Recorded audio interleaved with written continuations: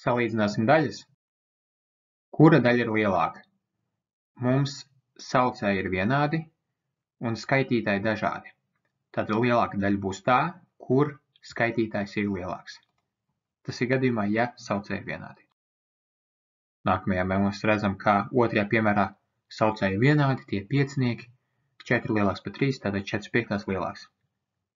Trešajā mums ir dažādi saucēji un dažādi skaitītāji, bet 5 dalīts ar 5 ir 1 un 2 dalīts ar 2 arī ir 1. Tātad vienādi.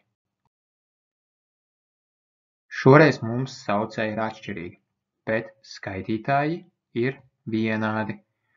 Ja mēs esam uzzīmējuši to situāciju lejā, tad redzam, ka 1/3 ir lielāks laukums. Tātad 1/3 ir lielāka. Un ja mums skaitītāji ir vienādi, tad lielāka ir tā daļa, kur saucējs ir mazāks. Tad mums 5. redzam skaitītājā mums ir vienāds daļas, un lielāks būs 2/7, tāpēc, ka saucējai ir mazāks skaitlis.